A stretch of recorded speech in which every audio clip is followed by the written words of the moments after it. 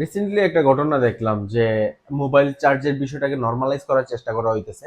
Normalise কোন কোন খাতে কত টাকা খরচ হয় বা কেন এটা নেওয়া যুক্তিযুক্ত, সেই বিষয়টা আসলে তুলে ধরা হচ্ছে এবং তার জন্য ইনফ্লুয়েন্সার মার্কেটিং চালানো হচ্ছে।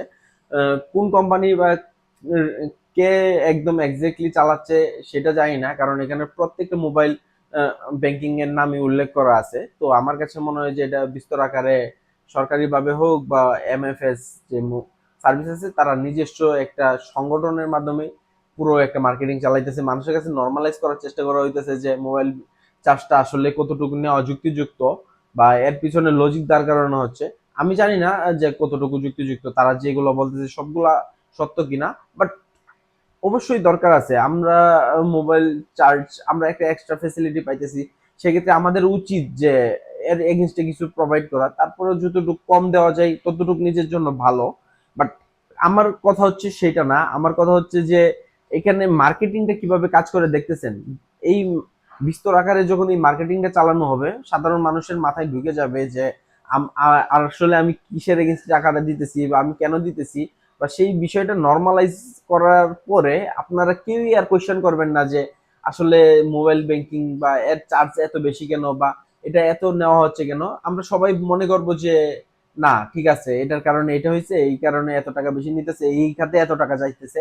এবং সেটা আপনি কার মাধ্যমে জানলেন? একটা ইনফ্লুয়েন্সারের মাধ্যমে জানলেন, যারা আসলে ট্রাস্টেড কন্টেন্ট বানায় বা এডুকেশনাল কন্টেন্ট বা আহ, এরকম কিছু কন্টেন্ট বানায় যেগুলো আপনি দেখলে ভালো লাগে এবং নলেজ গেইন করতে পারেন।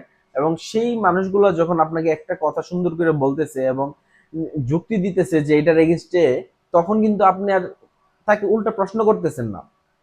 কারণ আপনি মনে করতেছেন তার থেকে আমি এত কিছু শিখি, সে আমাকে এত কিছু জানায়, তো সে অবশ্যই এই বিষয়টা নিয়ে ভালো কিছুই বলছে এবং একটা ভালো জিনিস আমাকে শিখাইছে, বা আমি একটা নতুন জিনিস শিখতে পারছি যে মোবাইল ব্যাংকিংটা কিভাবে কাজ করে, এর এগেনস্টে কোন খাতে কত টাকা খরচ হয় এবং আমি যে টাকাটা দিতেছি সেটা কোথায় যাইতেছে। এখন এই জায়গায় মূলত কাজ করে যে মার্কেটিং স্ট্র্যাটেজি। যে এই প্ল্যানটা করছে সে খুব ভালো একটা প্ল্যান করছে এবং তার এই প্ল্যান কিন্তু আমি মনে করি যে মোটামুটি সাকসেস হবে। কারণ মানুষ যখন এই ভিডিওগুলো বিস্তর আকারে দেখা শুরু করবে এবং ইনফ্লুয়েন্সাররা জানা বিস্তর আকারে এইগুলা বলা শুরু করবে, তখন আসলে আমাদের হিউম্যান সাইকোলজি অটোমেটিকলি এটাকে নর্মালাইজ করবে এবং এক সময় মানুষ ভাববে যে এটাই নর্মাল, এটাই আসলে রিয়েলিটি। এটা বলার পিছনে মূল কারণ হইতেছে গিয়ে মার্কেটিং আপনার বিজনেসটাকে চেঞ্জ করে দিতে পারে, আপনার মাইন্ডসেট চেঞ্জ করে দিতে পারে, আপনার প্রোডাক্ট সম্পর্কে ধারণা বদলে দিতে পারে। আপনি যদি একটা প্রপার মার্কেটিং করেন এবং আপনি যদি একবার মানুষের মনে একটা ট্রাস্ট অর্জন করতে পারেন, আপনি যদি প্রোডাক্টের কোয়ালিটি বা ভ্যালু ধরে রাখতে পারেন সেম লেভেলের, আপনাকে কেউ আর কোয়েশ্চেন করবে না, আপনি লম্বা সময় পর্যন্ত ব্যবসা করে যেতে পারবেন। এবং সেটা আমার কথা না, এটা বড় বড় রিসার্চ এবং সেলস এবং মার্কেটিং যেই কোম্পানির ভালো, সেই কোম্পানিগুলা অদূর ভবিষ্যতে গিয়ে অনেক বড় হয়, ইউনিকর্ন পর্যায়ে চলে যায়, যেটা আসলে নর্মাল কোম্পানি পসিবল না। কারণ আপনি একবার প্রফিট করা বা একটা মানুষের কাছে একবার সেল করার কথা কোনো চিন্তা করবেন না। রিপিট কাস্টমারই হচ্ছে আপনার ব্যবসার মূল হাতিয়ার। যদি আপনি রিপিট কাস্টমার তৈরি করতে না পারেন, তো আপনার ব্যবসা টিকে থাকা খুব কষ্টকর। নতুন ক্লায়েন্ট একুইজিশনের পাশাপাশি যদি আপনি রিপিট ক্লায়েন্ট ধরে রাখতে পারেন, তো দেখবেন আপনার ব্যবসা আস্তে আস্তে গ্রো করতেছে। যেটা কিন্তু আসলে যদি আপনি প্রতিনিয়ত নতুন ক্লায়েন্ট পান বা নতুন ক্লায়েন্টকে একবার লাভের আশায় বেশি চার্জ করলেন বা একবার লাভের আশায় একটা খারাপ পণ্য বেশি দামে বিক্রি করে দিলেন, এতে করে কিন্তু আপনার ব্র্যান্ডের ভ্যালু লস হইতেছে। এবং আপনার তখন ব্র্যান্ড কিন্তু ব্র্যান্ড হিসেবে দাঁড়াবে না। আপনার একটা ভালো ক্রেতা তিনজন মানুষকে সাজেস্ট করে, আপনার ব্র্যান্ডকে সাজেস্ট করবে যে এইখান থেকে কিনছে। এবং একজন আনস্যাটিসফাইড ক্রেতা, সে আপনার ব্র্যান্ড সম্পর্কে 10 জনের কাছে বদনাম করে। তো আমি এই মোবাইল ব্যাংকিং এর নলেজটার পাশাপাশি আরো নতুন কিছু তথ্য দিয়ে দিলাম, যাতে করে আপনারা বুঝতে পারেন যে আপনাদের ব্যবসা গ্রো করার জন্য কি দরকার।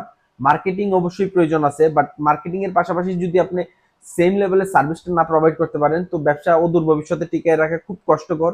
এই কারণে দেখা যায় যে বাংলাদেশে ম্যাক্সিমাম স্টার্টআপ 1 থেকে 2 বছর পরে ফল করে এবং প্রতি বছর হাজার হাজার স্টার্টআপ তৈরি হইলো, লাস্টের দিকে কিন্তু এক দুইটা, এবং সেই এক দুইটাই মূলত আসলে ইন্ডাস্ট্রি লিড করে। তো আপনি চেষ্টা করবেন সবসময় যে মানুষকে কিভাবে মানুষের কাছে পৌঁছানো যায়, মানুষের ট্রাস্টটা অর্জন করা যায় এবং সেই ট্রাস্টের মাধ্যমে আপনি আপনার কোম্পানির প্রোডাক্ট তাদের কাছে পৌঁছায় দেন এবং তারা দৈনন্দিন জীবনে যাতে কোনো কিছু কিনতে গেলে বা সেই প্রোডাক্টের দরকার হলে আপনার কোম্পানিটাই বা আপনার প্রতিষ্ঠানেরটাই চুজ করে সেটা মেক শিওর করবেন। আর রইল হচ্ছে মোবাইল ব্যাংকিং এর কথা, আমি দেখলাম ভিডিওগুলা এবং বিস্তরভাবে দেখলাম যে কোন কোন খাতে কতটুকু যায় এবং এর পিছনে যুক্তিগুলো আমার কাছে যুক্তিযুক্ত মনে হয়েছে। যদি আসলেই হয়ে থাকে এরকম, তো আমার কাছে মনে হয় যে চার্জ নেওয়া উচিত। কেউ তো ব্যবসা লস করার জন্য আসে না, আসলে সবারই উচিত। এবং যদি কোনো কারণে মনে হয় যে একটু ক্রেতাদেরকে বেশি লাভ দেওয়ার জন্য কিছুটা চার্জ কমানো যায়, এতে করে ক্রেতাদেরও একটু সুবিধা, কারণ আপনি যখন 1,000 টাকা ভাঙতেছেন সাথে সাথে করে আপনার 20 টাকা নাই হয়ে যেতেছে।